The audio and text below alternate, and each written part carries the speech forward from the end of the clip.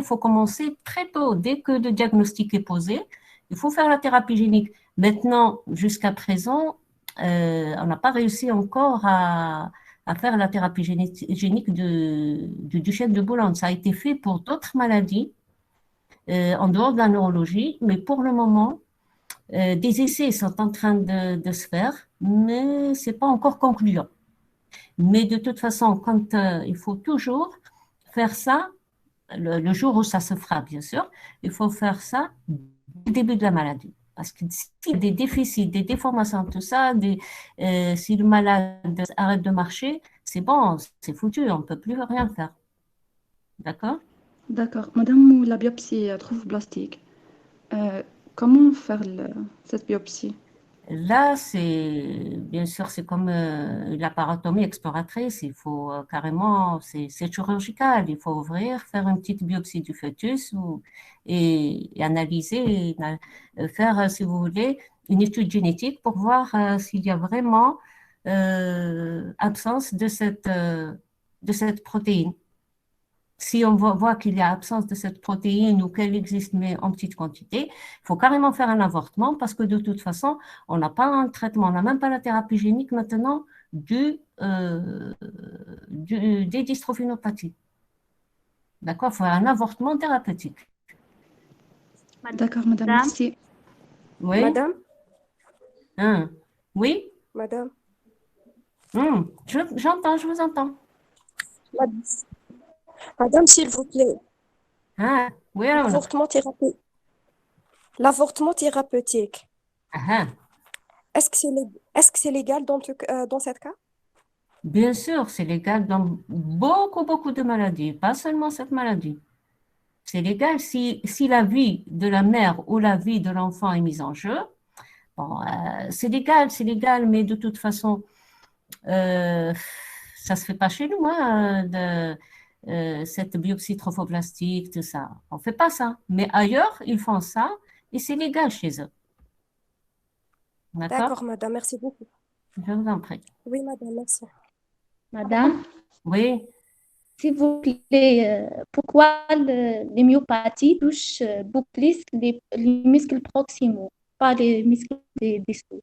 Ah, ça, on le sait pas. Franchement, on le sait pas. On sait que ça, c'est parce qu'il y a le syndrome myogène, que le syndrome myogène touche les muscles proximales et le syndrome neurogène touche les muscles distaux. Donc, on sait que les myopathies, c'est des maladies musculaires, ça donne un syndrome myogène, donc c'est les muscles proximaux. Mais pourquoi? On ne sait pas.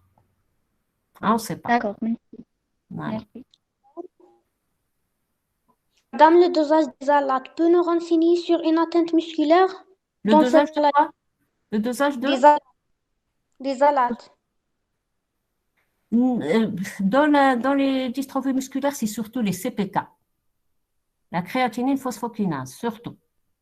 D'accord? D'accord, oui. S'il n'y a pas de questions, on passe au deuxième cours. Madame, la dernière question, s'il vous plaît. Hein? Hein? La différence entre la maladie de Becker et de Duchenne. De C'est que Becker, la... le dystrophine existe. Le dystrophine existe. Oui, Et Madame, la différence, est-ce que عندها علاقة les facteurs influençant le patient? par exemple, les facteurs influençant le patient. Par exemple. Environnementaux, par exemple, en général. Non, non, Ou la c'est un peu, génétique, c'est un peu au purement pif, génétique. hein, au hasard. Hein. Il y a quelqu'un qui va avoir... ça n'a rien à voir avec l'environnement.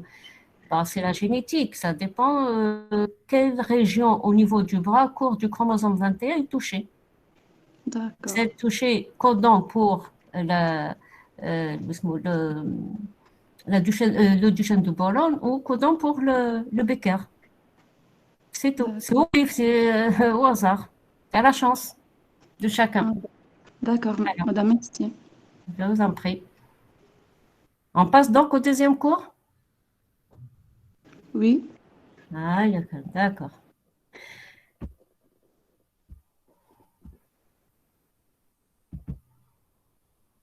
Alors, tout à l'heure, donc, on a vu les myopathies héréditaires. et donc qui ne sont pas, si vous voulez, jusqu'à présent curables. On attend toujours la thérapie génique pour pouvoir les traiter. Et on a d'autres myopathies, ce sont les myopathies acquises. Alors, vous avez les myopathies inflammatoires et métaboliques et les autres myopathies acquises, qui ne sont pas donc héréditaires. D'accord? Donc, on va commencer par les plus fréquentes, qui sont les myopathies inflammatoires. Myopathies inflammatoires. Donc, on parle de polymyosite ou de dermatomyosite. Polymyosite, poly plusieurs, myo muscle, it inflammation. Donc, inflammation de plusieurs muscles. Polymyosite. Dermatomyosite, c'est des polymyosites plus une atteinte dermatologique. D'accord? Donc, polymyosite, dermatomyosite. Oui?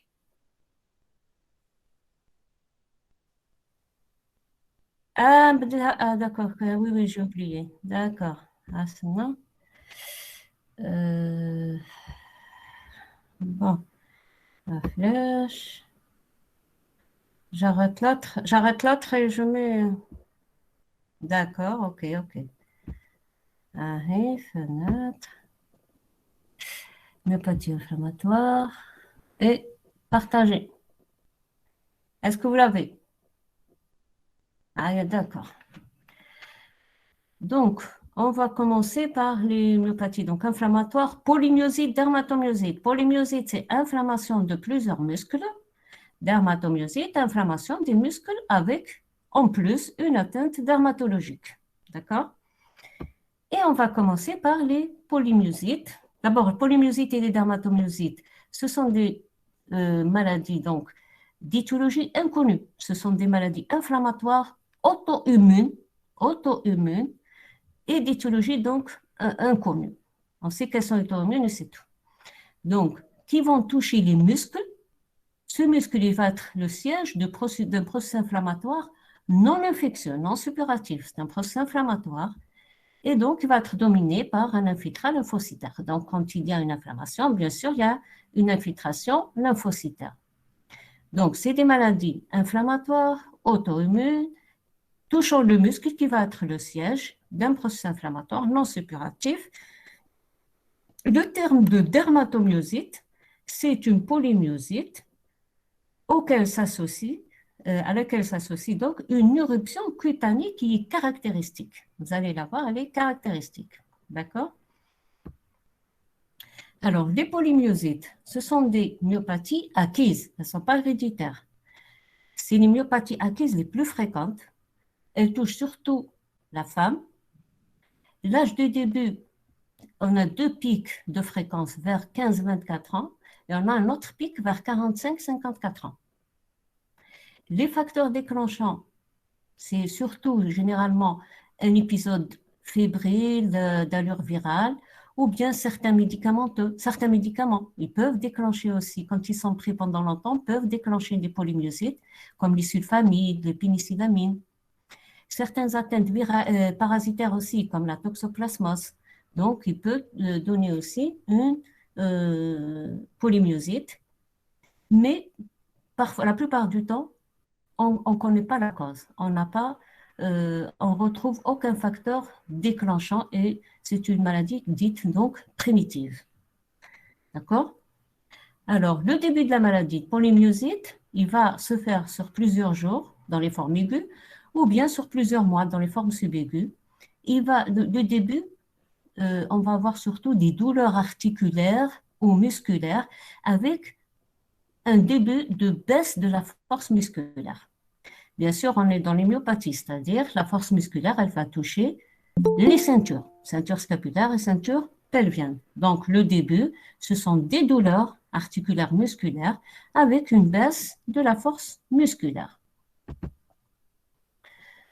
Donc, alors, la polymyosite, donc, c'est une maladie d'évolution généralement subaiguë et qui évolue par poussée entrecoupée de rémission. C'est-à-dire, vous allez avoir des poussées, des moments où le malade va avoir très mal, des douleurs au niveau des muscles avec des fissures proximales, etc. Et des périodes où le malade est bien, il est bien stabilisé. Après, rebelote, donc poussée rémission, poussée, rémission. C'est une maladie qui généralement évolue comme ça, un peu comme la sclérose en plaques. Alors, la symptomatologie, qu'est-ce qu'elle va donner? Bien sûr, c'est un syndrome neurogène, on va avoir une diminution de la force musculaire. Au début, c'est une fatigabilité, après, le déficit, il va s'installer carrément au niveau de la ceinture scapulaire, des ceintures scapulaires et pelviennes, et de façon bilatérale. Donc, au niveau de la ceinture pelvienne, ça va se traduire par des troubles de la marche, et des troubles de montée, de descente des escaliers, d'accord? Donc, le malade va avoir des difficultés à marcher, à monter les escaliers, à les descendre. Au niveau du membre supérieur, le malade il va avoir des difficultés à relever les bras, à élever les bras. Par exemple, s'il veut se peigner, s'il veut prendre un objet placé en haut, etc., là, il va avoir des difficultés à faire ça. Donc, déficit des ceintures proximales et pelviennes. Parfois, on peut avoir une dysphagie, ce n'est pas tout le temps, mais si on a une dysphagie, ça, c'est un mauvais signe. Pourquoi? Parce qu'on a une dysphagie par atteinte de la musculature pharyngée. Donc, le malade risque de faire des troubles de la déglutition avec reflux par le nez, des infections respiratoires et risque de décès. Donc, dès qu'il y a dysphagie, pour éviter tout ça, il faut mettre une sonde gastrique pour éviter les troubles de déglutition, de reflux, les infections et le décès. Donc, la dysphagie, quand elle existe, elle n'est pas toujours là, mais quand elle existe, c'est un mauvais signe. Alors, quels sont les signes associés? Vous avez donc le déficit proximal. En plus, on va avoir des arthralgies, puisque c'est un problème inflammatoire. Il va toucher un petit peu d'autres organes et on va avoir des arthralgies. On va avoir inflammation aussi au niveau pulmonaire, des atteintes pulmonaires. On va avoir même inflammation au niveau cardiaque. On va avoir des troubles du rythme, responsables de troubles du rythme cardiaque, un phénomène de rénaux et même l'inflammation au niveau rénal avec hématurie microscopique. Donc, c'est l'inflammation qui touche d'autres organes et va nous donner donc ces signes qui accompagnent le déficit proximal. Bon, le diagnostic, bien, sur quoi il va se poser? C'est une maladie musculaire. Donc, les CPK, l'EMG, la biopsie musculaire, comme dans les dystrophinopathies. Mais en plus ici, c'est une maladie musculaire inflammatoire. Donc, le bilan inflammatoire, l'AVS éventuellement, si vous voulez, CRP, etc. En tout cas, le bilan inflammatoire, donc il va être perturbé. D'accord? Donc, comment on pose le diagnostic? Le diagnostic se pose sur ces critères de diagnostic qui sont définis par Peter et Pearson, qui sont, donc, pour poser le diagnostic, il faut avoir un déficit proximal symétrique, progressif, avec ou sans dysphagie, ou atteinte respiratoire. Donc, on doit avoir en premier lieu le déficit proximal, touchant les ceintures. En deuxième lieu, les enzymes musculaires qui vont être élevées, CPK, LDH, surtout les CPK. En troisième lieu, l'EMG, donc, qui va montrer un tracé riche. En plus, l'EMG dans les polymyosites, on a un tracé riche, mais en plus, on a une petite particularité qui montre qu'on est dans les myopathies inflammatoires, dans les polymyosites. C'est quoi? C'est l'apparition de potentiel d'action dès l'insertion de l'aiguille. Alors, comment on fait l'EMG? Je vous ai dit, on implante une aiguille au niveau d'un muscle. Et normalement, quand on implante l'aiguille au niveau d'un muscle, pour l'explorer, normalement, on n'a aucune activité au niveau de l'EMG. D'accord? Mais en cas d'atteinte, en cas de polymyosite, on va avoir l'apparition d'un potentiel qu'on appelle potentiel de fibrillation. Alors, quand vous le voyez dès l'insertion, vous voyez ce potentiel apparaître et ne pas s'arrêter, ça veut dire qu'on est en présence d'une myopathie inflammatoire. Alors, je vais vous montrer. Voilà. Là, c'est au repos. Le malade ne bouge pas. Normalement, au repos, on n'a aucun potentiel. Là, on a des potentiels comme ça, ce qu'on appelle les potentiels de fibrillation, hein, et à ce niveau-là aussi. Et donc là, ça veut dire qu'on est devant une myopathie inflammatoire type myosite ou dermatomyosite. D'accord? Donc, l'EMG va nous montrer un tracé riche, en plus, potentiel de fibrillation dès l'insertion de l'aiguille au niveau du muscle. Voilà. La biopsie musculaire, donc, on va voir non seulement une nécrose des fibres musculaires, comme tout à l'heure, nécrose des fibres musculaires mais en plus, on est devant un problème inflammatoire. Donc, on va avoir un exsudat inflammatoire interstitiel. Donc, présence de fibres musculaires nécrosées, parce qu'on est devant une myopathie, plus exsudat inflammatoire interstitiel, puisqu'on est devant une myopathie inflammatoire. D'accord? Donc, voilà, il faut avoir ces critères pour dire que c'est une polymyosite. Le déficit proximal, des enzymes musculaires élevées, le MG type myogène avec potentiel de fibrillation et la biopsie musculaire, nécrose plus infiltré inflammatoire. Voilà. Alors, il faut savoir que les polymyosites, comme c'est une maladie auto-immune, je vous ai déjà dit ça, que les maladies auto-immunes, elles peuvent s'associer chez le même malade, ce qu'on appelle les syndromes de chevauchement. Donc, par exemple, une polymyosite plus sclérodermie, polymyosite plus LED, lupus, plus polyarthrite, sclérodermie, polymyosite plus syndrome sec. D'accord? Donc, c'est ce qu'on appelle des syndromes de chevauchement qui sont des maladies auto-immunes qui s'associent chez un même malade.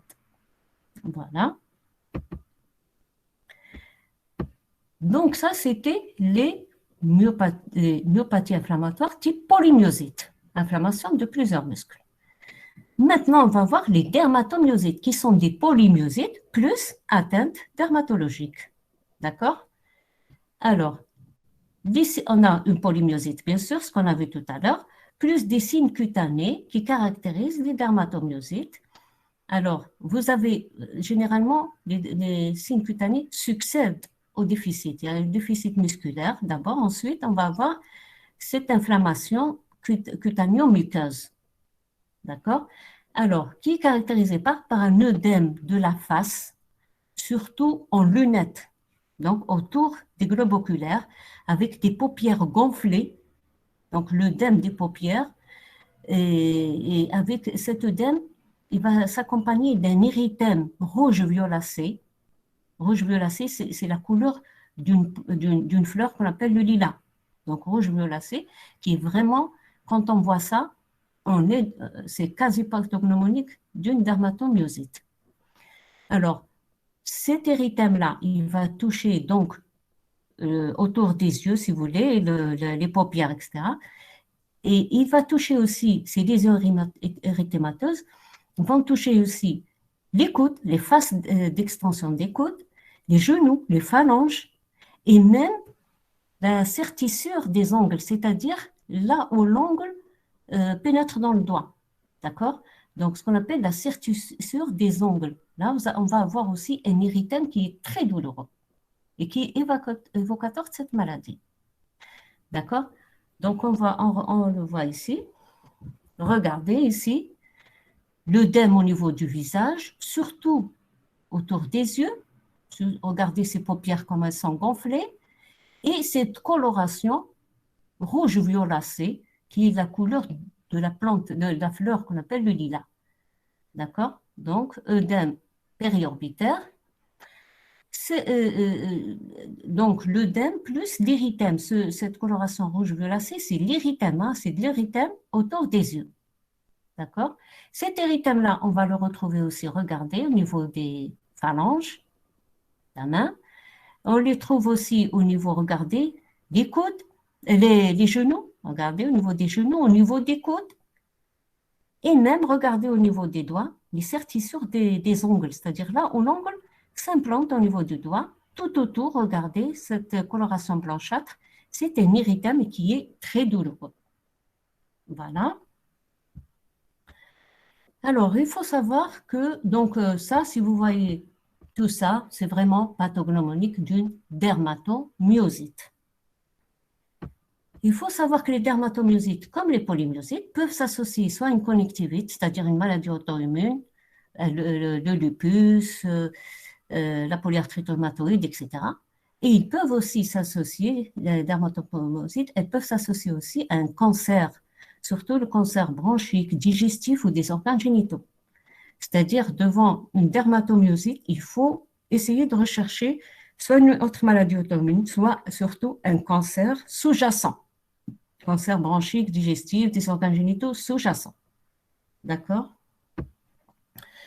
Comment on traite donc c'est myopathie inflammatoire, étant donné que c'est une inflammation, donc il faut donner des anti-inflammatoires et surtout anti-inflammatoires puissants, comme bien sûr la corticothérapie à la dose de 1 mg kg, donc le cortencil, 1 mg kg chez l'adulte, 1 à 2 mg kg chez l'enfant.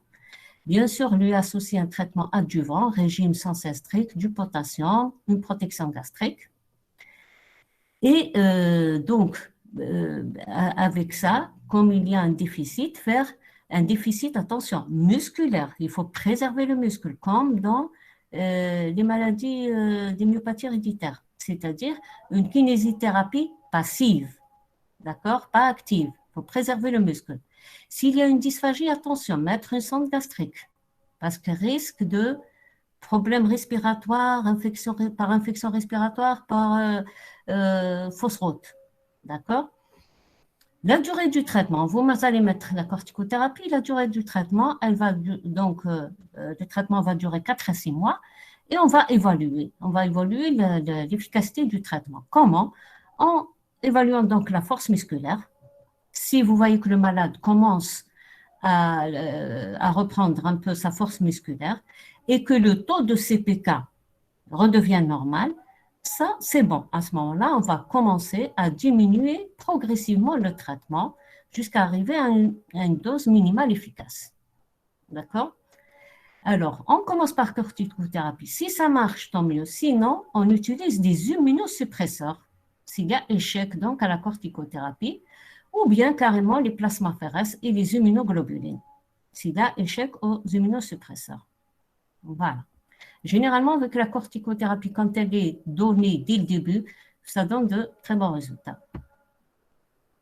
Alors, donc, ça, c'était, je vous ai dit qu'il y avait les myopathies héréditaires et les myopathies acquises.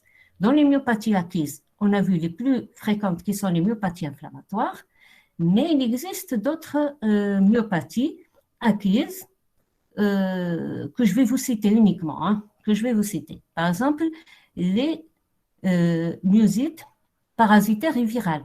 Alors, dans les myopathies inflammatoires, on avait vu tout à l'heure les auto-immunes, mais on peut avoir d'autres myopathies inflammatoires dues à des parasites ou à des virus, comme par exemple les myosites par infection à la trichinose ou à la cystercose, qui sont des infections dues à des vers intestinaux, ou bien la toxoplasmose, qui est un parasite, qui peut nous donner aussi une myopathie, ou bien des virus, le HIV1, le HTLV1, qui peuvent nous donner aussi des myopathies inflammatoires. Alors, vous avez aussi les myopathies métaboliques. Donc, dans les myopathies acquises, donc, à côté des myopathies inflammatoires, on peut avoir des myopathies métaboliques. Métaboliques, elles sont dues à un problème du métabolisme des glucides et des lipides. Donc, les glycogénoses et les lipidoses.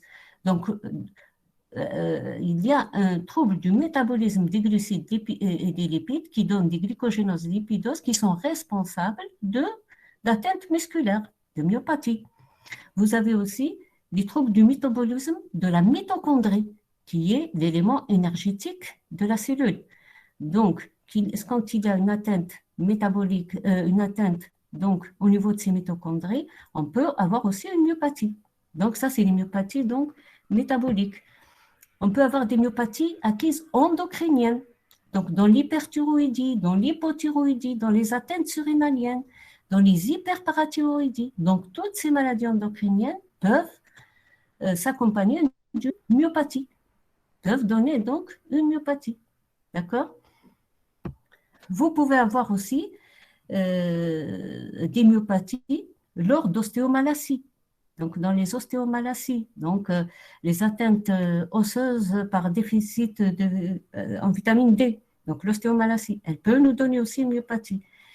Les myopathies éthyliques, donc dues à l'alcool, à l'alcoolisme, qu'il soit aigu, subaigu ou chronique, donc l'alcoolisme aigu, subaigu ou chronique peut se compliquer d'une myopathie. Donc, tout ça, c'est des myopathies donc acquises à côté des myopathies inflammatoires. Vous avez aussi les myopathies toxiques dues à la prise de certains médicaments pendant longtemps. Par exemple, la dépénicillamine, l'AZT, qui est un médicament utilisé dans le traitement du sida. Vous avez la chloroquine, vous avez des corticoïdes pris pendant des années, aussi peuvent se compliquer d'une myopathie. Donc, tout ça, c'est des myopathies acquises, donc, qui peuvent donc c'est des maladies acquises qui peuvent se compliquer de maladies musculaires, de myopathie. Voilà, je vous remercie. Est-ce qu'il y a des questions à poser? Est-ce que ça va? Est-ce que vous avez compris? Madame, Oui? Madame, s'il vous plaît, est-ce qu'il y a des théories concernant l'étiologie de ces myopathies ou bien non? Les Puisqu'on théories, les myopathies. Les théories concernant les myopathies auto-immunes. Adla. Oui, c'est toujours les Oui. mêmes théories de toutes les maladies auto-immunes, à savoir l'atteinte virale, les virus, quand quelqu'un fait, par exemple, une grippe, c'est-à-dire le virus, il va provoquer la formation d'auto-anticorps, etc. C'est toujours les mêmes facteurs déclenchants que pour les autres maladies auto-immunes, mais qui ne sont, ça reste des théories. Ça n'a pas été démontré. D'accord. Oui. Merci.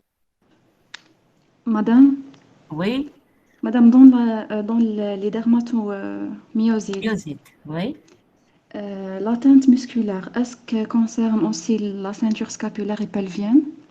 Toujours, des maladies musculaires toujours touchent les ceintures scapulaires et pelviennes. Maintenant, il y a des maladies où l'atteinte pelvienne est prédominante, par exemple comme par exemple dans le Becker, dans le Duchenne, dans le Becker, où l'atteinte pelvienne est prédominante et elle est débutante, c'est-à-dire ça commence par une atteinte pelvienne, mais de toute façon, à la longue, ça touche aussi la ceinture scapulaire. Mais dans les atteintes inflammatoires, ça touche et la ceinture scapulaire et la ceinture pelvienne en même temps, de façon bilatérale. Voilà. D'accord, madame, merci. Donc, toutes les maladies musculaires, l'atteinte est proximale, du moins au début, bien sûr. Avec les stades évolués, ça peut toucher aussi les muscles distaux. Mais au début, c'est proximal. Oui, merci. Je vous en prie. Madame, Oui? syndrome de chevauchement, comme terme, veut dire les maladies sont de même type? Par exemple, les maladies auto-immunes. On dit syndrome de chevauchement. Quand il y a deux maladies auto-immunes qui sont...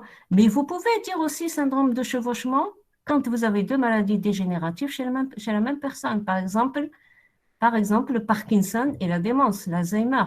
Je vous ai dit que le Parkinson et l'Alzheimer pouvaient coexister chez la même personne, chez le même patient, parce que ce sont deux maladies dégénératives qui peuvent se voir chez la même personne. On peut parler aussi de syndrome de chevauchement. Mais généralement, le syndrome de chevauchement, on le dit quand il y a deux maladies auto-immunes chez la même personne. Auto-immunes neurologiques, musculaires ou bien des maladies auto-immunes des autres, si vous voulez, spécialités, comme la polyarthrite, le syndrome sec, etc. D'accord, madame, merci. Je vous en prie. Est-ce que ça va, les enfants? Oui, madame. Vous avez compris les deux cours? Inch'Allah, demain, Inch'Allah, à la même heure, on fera les communs. OK? Il se pourrait qu'on fasse ça un peu plus tôt, hein, et je vais te contacter Akram peut-être à 4 heures ou là. On verra. Demain matin, je te dirai. Donc, pour les communs. Voilà. Comme ça. Allez, bonne soirée, les enfants. Bonsoir. Au revoir.